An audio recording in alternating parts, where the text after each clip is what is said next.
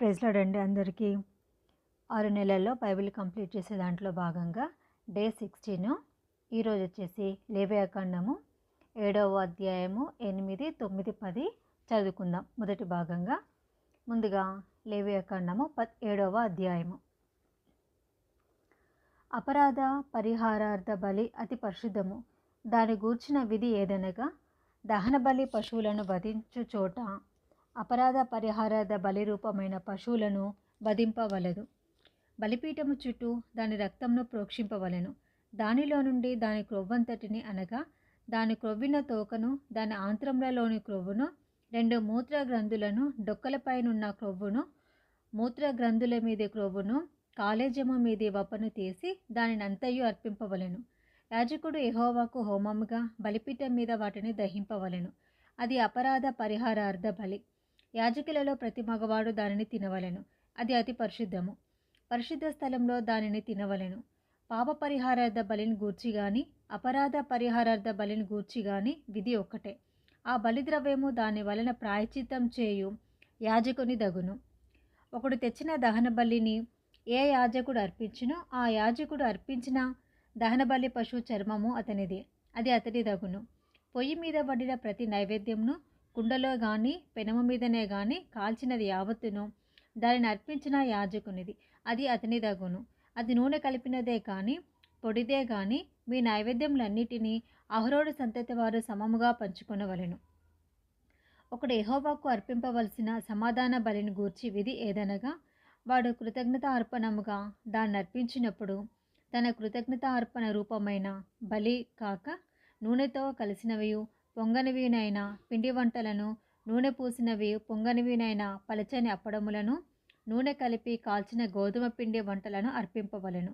ఆ పిండి వంటలే కాక సమాధాన బలి రూపమైన కృతజ్ఞత బలి ద్రవ్యంలో పులిసిన రొట్టెను అర్పణముగా అర్పింపవలెను.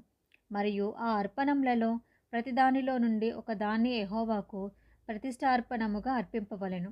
అది సమాధాన బలి పశువు రక్తము ప్రోక్షించిన యాజకునిది, అది అతని దగును. సమాధాన బలిగా తాను అర్పించు కృతజ్ఞత బలి పశువును అర్పించు దినమే దాని మాంసమును తినవలెను.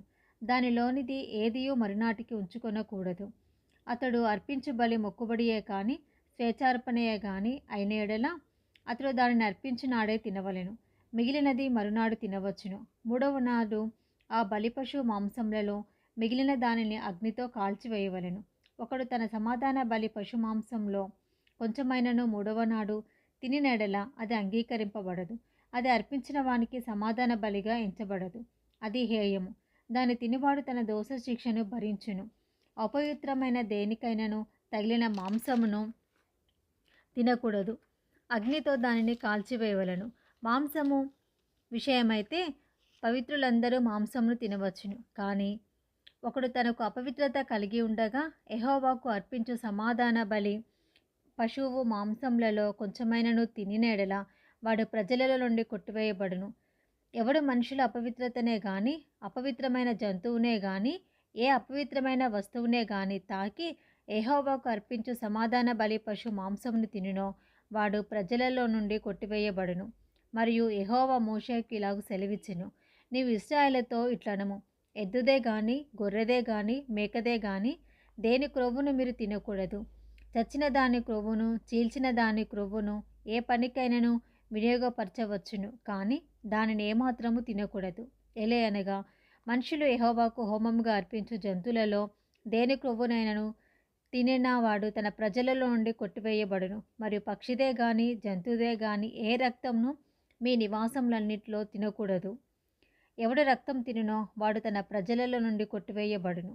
మరియు యెహోవా మోషేకు ఇలాగు సెలవిచ్చెను, నీవు ఇశ్రాయేలుతో ఇట్లనము, ఎవడు యెహోవాకు సమాధాన బలి ద్రవ్యములను తెచ్చునో వాడు ఆ ద్రవ్యములలో నుండి తాను అర్పించినది యెహోవా సన్నిధికి తేవలెను. అతడు తన చేతిలోనే యెహోవాకు హోమద్రవ్యములను అనగా బోర మీది క్రొవ్వును తేవలెను. యెహోవా సన్నిధిని అల్లాడింపబడు అర్పణముగా దానిని అల్లాడించుటకు బోరతో దానిని తేవలెను. యాజకుడు బలిపీఠం మీద ఆ క్రొవ్వును దహింపవలెను. కానీ బోర అహరోనుకును అతని సంతతి వారికిని చెందును. సమాధాన బలి పశువులలో నుండి ప్రతిష్ఠార్పణముగా యాజకునికి కుడి జబ్బనియనివలెను. అహరోను సంతతి వారిలో ఎవడు సమాధాన బలియగు పశువు రక్తమును క్రొవ్వును అర్పించును, కుడిజబ్బ వానిదగును. ఏలియనగా ఇశ్రాయేలు యుద్ధ నుండి అనగా వారి సమాధాన బలి ద్రవ్యముల నుండి అల్లాడించిన బోరను ప్రతిష్ఠితమైన జబ్బాను తీసుకొని నిత్యమైన కట్టడ చొప్పున యాజకుడైన అహరోనకును అతని సంతతి వారికిని ఇచ్చి ఉన్నాను. వారు తనకు యాజకులగినట్లు యెహోవా వారిని చేరదీసిన దినమందు యెహోవాకు అర్పించు హోమద్రవ్యంలో నుండినది అభిషేకం నుండి అహరోనుకును అభిషేకమును బట్టి అతని సంతతి వారికిని కలిగెను. వీటిని ఇశ్రాయేలీయులు వారికి ఇయ్యవలెనని యెహోవా వారిని అభిషేకించిన దినమున వారి తరతరములకు నిత్యమైన కట్టడగా నియమించెను. ఇది దహనబలిని గూర్చియు అపరాధ పరిహారార్థపు నైవేద్యమును గూర్చియు పాప పరిహారార్థ బలిని గూర్చియు అపరాధ పరిహారార్థ బలిని గూర్చియు ప్రతిష్టార్పణమును గూర్చియు సమాధాన బలిని గూర్చియు చేయబడిన విధి. ఇశ్రాయేలీయులు యెహోవాకు అర్పణములను తీసుకొని రావలెనని సీనాయి అరణ్యంలో ఆయన ఆజ్ఞాపించిన దినమున యెహోవా సీనాయి కొండ మీద మోషేకు అలాగుననే ఆజ్ఞాపించెను. లేవియాకాండము 8వ అధ్యాయము. మరియు యెహోవా, నీవు అహరోనును అతని కుమారులను వారి వస్త్రములను అభిషేక తైలమును పాప పరిహారార్థ బలిరూపమైన కోడెను 2 పొట్టేలను గంపెడు పొంగని భక్ష్యములను తీసుకొని ప్రత్యక్షపు గుడారం యొక్క ద్వారం వద్దకు సర్వ సమాజమును సమకూర్చుమనగా యెహోవా మోషేకు ఆజ్ఞాపించినట్లు అతడు చేసెను. సమాజము ప్రత్యక్షపు గుడారం యొక్క ద్వారం వద్దకు కూడిరాగా మోషే సమాజముతో చేయవలెనని యెహోవా ఆజ్ఞాపించిన కార్యము ఇదే అనెను. అప్పుడు మోషే అహరోనును అతని కుమారులను దగ్గరకు తీసుకుని వచ్చిన నీళ్లతో వారికి స్నానం చేయించెను. తర్వాత అతడు అతనికి చొక్కాయిని తొడిగి అతనికి దట్టీని కట్టి నిలువుటంగిని ఏఫోదుని వేసి ఏఫోదు యొక్క విచిత్రమైన నడికట్టును అతనికి కట్టి దాని వలన అతనికి ఏఫోదుని బిగించి అతనికి పతకము వేసి ఆ పతకంలో ఊరీము తుమ్మీమును వాటిని ఉంచి అతని తల మీద పాగాను పెట్టి ఆ పాగ మీదను అతడి నొస్ట పరిశుద్ధ కిరీటముగా బంగారు రేకును కట్టెను. ఇట్లు యెహోవా మోషేకు ఆజ్ఞాపించెను. మరియు మోషే అభిషేక తైలమును తీసుకొని మందిరమును దానిలోనున్న సమస్తమును అభిషేకించి వాటిని ప్రతిష్ఠించెను. అతడు దానిలో కొంచెం 7 మార్లు బలిపీఠం మీద ప్రోక్షించి బలిపీఠమును దాని ఉపకరణములన్నిటినీ గంగాళమును దాని పీటను ప్రతిష్ఠించుటకే వాటిని అభిషేకించెను. మరియు అతడు అభిషేక తైలంలో కొంచెము అహరోను తల మీద పోసి అతన్ని ప్రతిష్ఠించుటకే అతనిని అభిషేకించెను. అప్పుడు అతడు అహరోను కుమారులను దగ్గరకు తీసుకొని వచ్చి వారికి చొక్కాయిలను తొడిగి వారికి దట్టీలను కట్టి వారికి కులాయిలను పెట్టెను. ఇట్లు యెహోవా మోషేకు ఆజ్ఞాపించెను. అప్పుడు అతడు పాప పరిహారార్థ బలిగా ఒక కోడెను తీసుకొని వచ్చెను. అహరోనును అతని కుమారులను పాప పరిహారార్థ బలి రూపమైన ఆ కోడె తల మీద తమ చేతులుంచిరి. దాన్ని వధించిన తర్వాత మోషే దాని రక్తమును తీసి బలిపీఠపు కొమ్ముల చుట్టూ వేలితో దాని చమిరి బలిపీఠము విషయమే పాప పరిహారము చేసి దాని నిమిత్తము ప్రాయశ్చిత్తం చేయుటకే బలిపీఠం అడుగున రక్తమును పోసి దాన్ని ప్రతిష్ఠించెను. మోషే ఆంత్రముల మీది కొవ్వంతటిని కాలేజము మీది వపను 2 మూత్ర గ్రంథులను వాటి కొవ్వును తీసి బలిపీఠం మీద దహించెను. మరియు యెహోవా మోషేకు ఆజ్ఞాపించినట్లు ఆ కోడెను దాని చర్మమును దాని మాంసమును దాని పేడను పాలెమునకు అవతల అగ్ని చేత కాల్చివేశాను. తర్వాత అతడు దహనబలిగా ఒక పొట్టేలును తీసుకొని వచ్చెను. అహరోనును అతని కుమారులను ఆ పొట్టేలు తల మీద తమ చేతులుంచిరి. అప్పుడు మోషే దానిని వధించి బలిపీఠం చుట్టూ దాని రక్తమును ప్రోక్షించెను. అతడు ఆ పొట్టేలు యొక్క అవయవములను విడదీసి దాని తలను అవయవములను క్రొవ్వును దహించెను. అతడు దాని ఆంత్రములను కాళ్ళను నీళ్లతో కడిగి ఆ పొట్టేలంతయు బలిపీఠం మీద దహించెను. యెహోవా మోషేకు ఆజ్ఞాపించినట్లు అది ఇంపైన సువాసన గల దహనబలి ఆయెను. అది యెహోవాకు హోమము. అతడు 2వ పొట్టేలును అనగా ఈ ప్రతిష్ఠితమైన పొట్టేలును తీసుకుని రాగా అహరోనును అతని కుమారులను ఆ పొట్టేలు తల మీద తమ చేతులుంచిరి. మోషే దానిని వధించి దాని రక్తంలో కొంచెము తీసి అహరోను కుడి చెవి కొన మీదను అతని కుడి చేతి బొటనవేలి మీదను అతని కుడికాలి బొటనవేలి కొన మీదను దానిని చమిరెను. మోషే అహరోను కుమారులను దగ్గరకు తీసుకుని వచ్చి వారి కుడి చెవుల కొనల మీదను వారి కుడి చేతుల బొటనవేలి మీదను వారి కుడికాలు బొటనవేలి మీదను ఆ రక్తంలో కొంచెము చమిరెను. మరియు మోషే బలిపీఠం చుట్టూ దాని రక్తంను ప్రోక్షించెను. తర్వాత అతడు దాని క్రొవ్విన తోకను ఆంత్రముల మీది క్రొవ్వంతటిని కాలేజము మీది వపను 2 మూత్ర గ్రంథులను వాటి క్రొవ్వును కుడి జబ్బాను తీసి యెహోవా సన్నిధిని గంపెడు పులియని భక్ష్యములలో నుండి పులియని ఒక పిండి వంటను నూనె కలదై పొడిచిన ఒక భక్ష్యమును ఒక పలచని అప్పడమును తీసి ఆ క్రొవ్వు మీదను ఆ కుడి జబ్బా మీదను వాటిని ఉంచి అహరోను చేతుల మీదను అతని కుమారుల చేతుల మీదను వాటినన్నిటిని ఉంచి అల్లాడింపబడు అర్పణముగా యెహోవా సన్నిధిని వాటిని అల్లాడించెను. అప్పుడు మోషే వారి చేతుల మీద నుండి వాటిని తీసి బలిపీఠం మీద ఉన్న దహనబలి ద్రవ్యము మీద వాటిని దహించెను. అవి ఇంపైన సువాసన గల ప్రతిష్ఠార్పణలు. అది యెహోవాకు హోమము. మరియు మోషే దాని బోరెను తీసి అల్లాడింపబడు అర్పణముగా యెహోవా సన్నిధిని దానిని అల్లాడించెను. ప్రతిష్ఠార్పణ రూపమైన పొట్టేలులో అది మోషే వంతు. అట్లు యెహోవా మోషేకు ఆజ్ఞాపించెను. మరియు మోషే అభిషేక తైలంలో కొంతయు బలిపీఠం మీద రక్తంలో కొంతయు తీసి అహరోను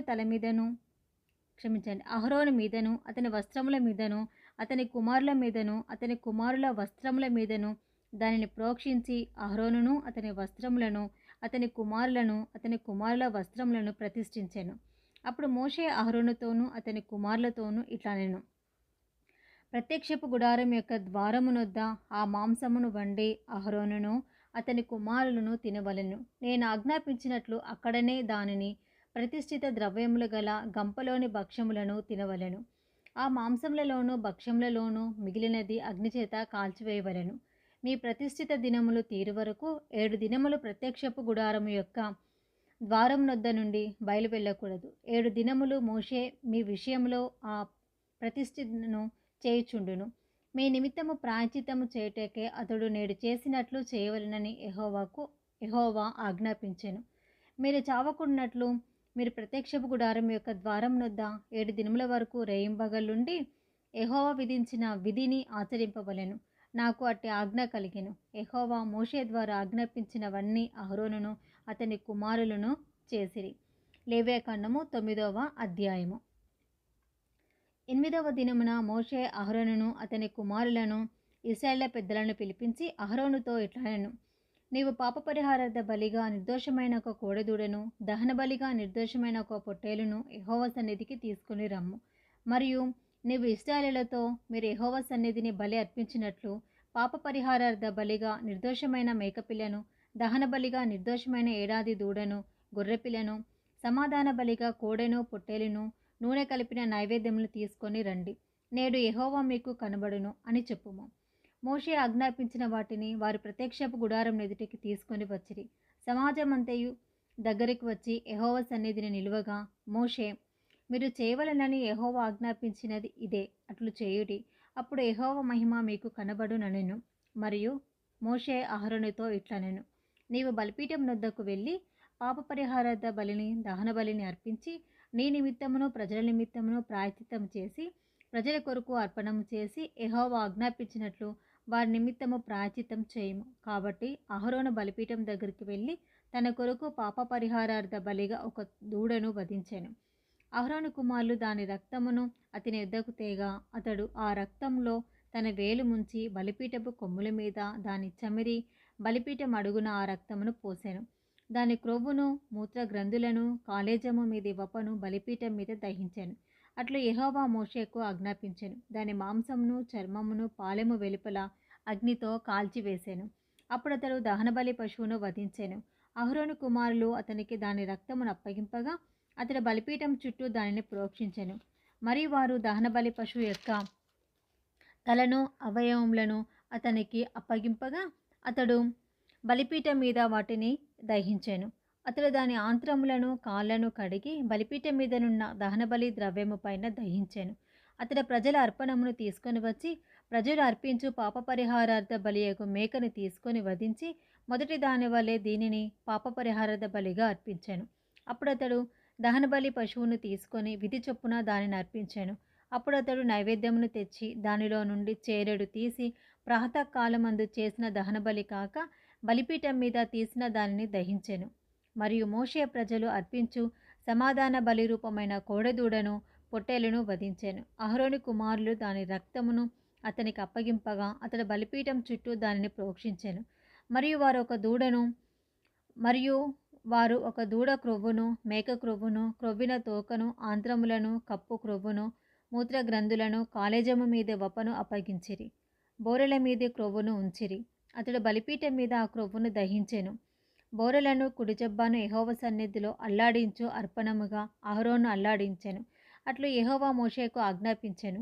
అప్పుడు అహరోను పాపపరిహారార్థ బలిని, దహన బలిని, సమాధాన బలిని అర్పించి ప్రజల వైపునకు తన చేతులెత్తి వారిని దీవించిన తరువాత దిగివచ్చాను. మోషే అహరోనులు ప్రత్యక్షపు గుడారంలోనికి పోయి వెలుపలికి వచ్చి ప్రజలను దీవింపగా యెహోవా మహిమ ప్రజలందరికీ కనబడెను. యెహోవా సన్నిధి నుండి అగ్ని బయలు వెళ్ళి బలిపీఠము మీదనున్న దహన బలి ద్రవ్యమును క్రొవ్వును కాల్చివేశాను. ప్రజలందరూ దానిని చూసి ఉత్సాహధ్వని చేసి సాగిలపడిరి. లేవియకాండము 10వ అధ్యాయము.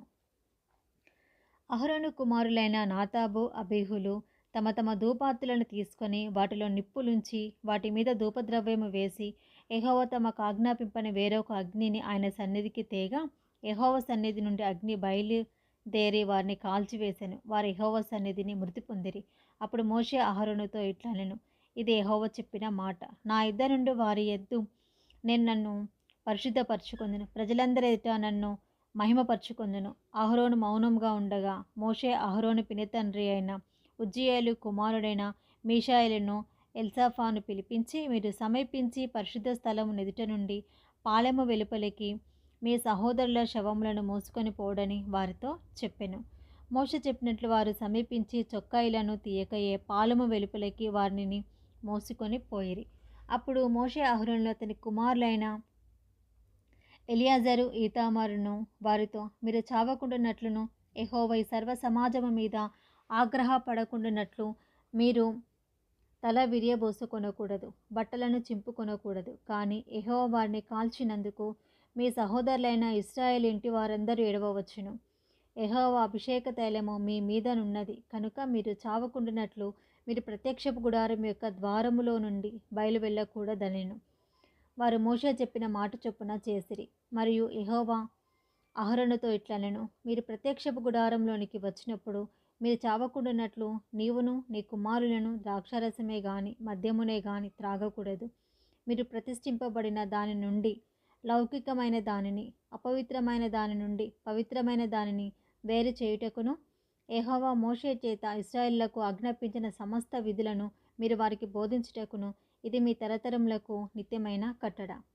అప్పుడు మోషే అహరోనుతోనూ మిగిలిన అతని కుమారులైన ఎలియాజరు, ఈతామారులతోనూ ఇట్లనెను, మీరు యెహోవా హోమద్రవ్యములలో మిగిలిన నైవేద్యమును తీసుకొని అది పొంగకుండా బలిపీఠం దగ్గర తినుడి, అది అతి పరిశుద్ధము.